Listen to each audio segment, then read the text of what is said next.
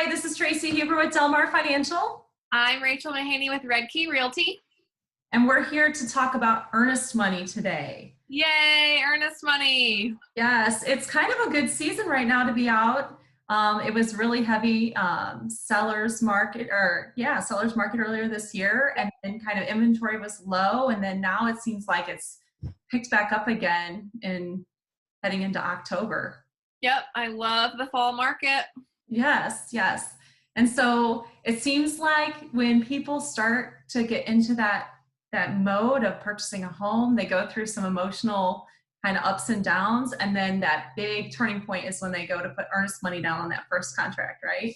Yeah, that's when it gets real. They've got skin in the game. So we're here to talk about kind of what that means and how much you have to put down and how you get your earnest money back if you end up for any reason not going through on a contract, or all the ins and outs of earnest money. Yeah. Yeah. So first things first, how do you guys determine how much earnest money? Sometimes I see people put $500 down, sometimes they put $1,000 down. How does that work?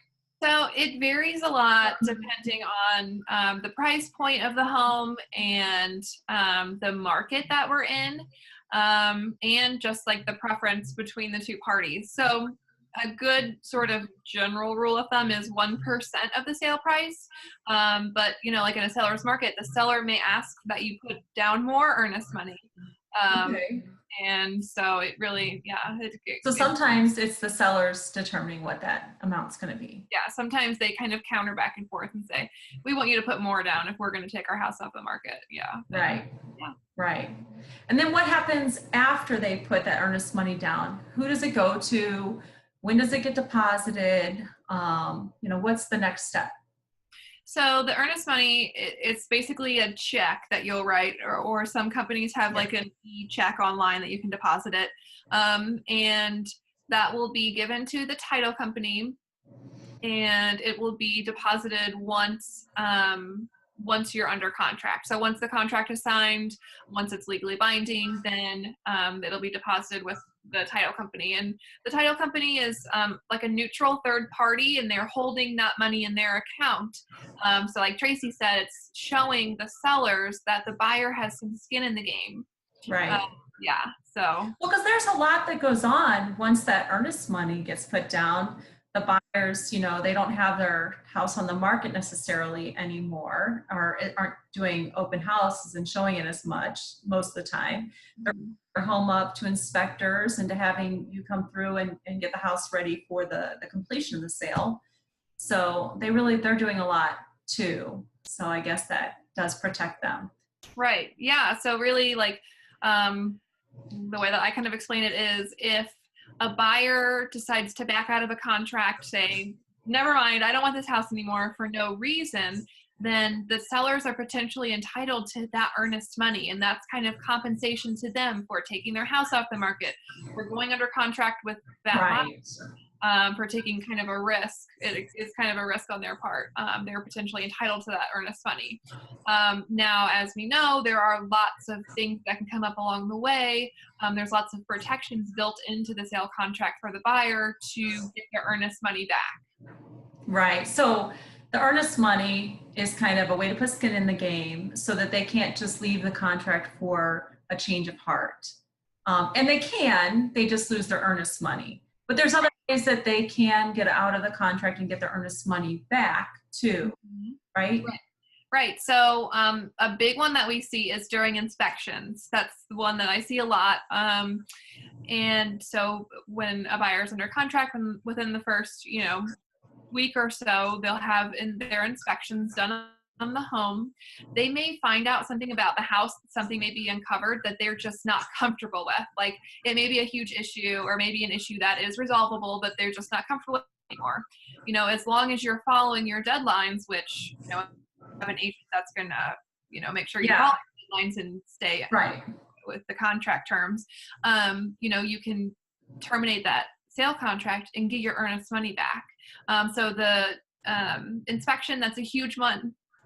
Another one is that loan contingency period. So in the sale contract, there's a time frame in which the lender will be able to decide for The sure. loan commitment letter. Mm-hmm. Waiting for the loan commitment. Yes. Right. Yes, the loan commitment. Yeah. So, as long as everyone's following their deadlines, if you find out during that time that something came up, I don't know, you may have some examples of what may come up, but, if something comes up, you cannot actually get a loan to purchase this property. You could terminate the sale contract and get your earnest money back. Right. Right. If for any reason that their financing falls through, then they can still leave and get their earnest money back.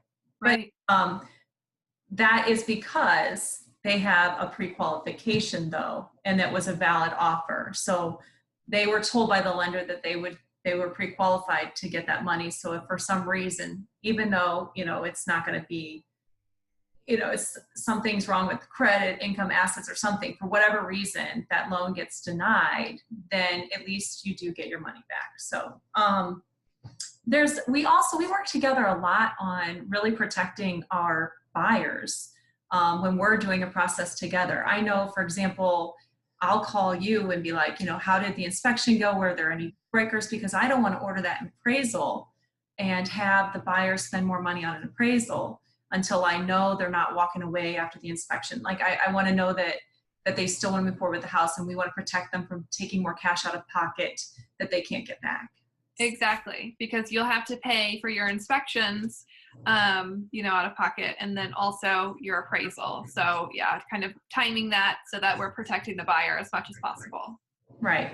So we kind of covered some ways in which, worst case scenario, if the, contract falls through and you don't have protection. We talked about some ways in which if the contract falls through and you do have protection.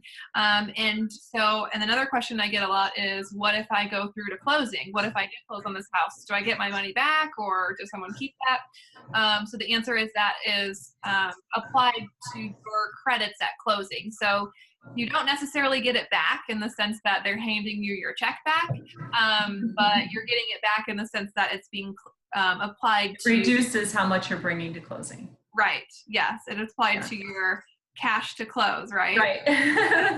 You got my terminology. Yes. Yeah.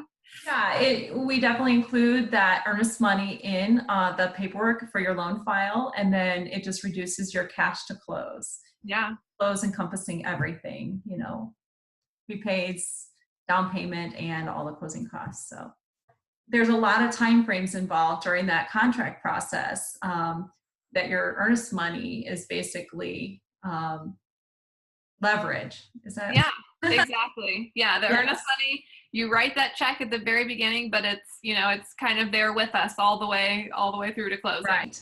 Okay, well, that's a little bit on earnest money and how it works and how much you need and when you get it back or don't get it back. And hopefully, it's just the down payment, the beginning of the down payment on the house you love.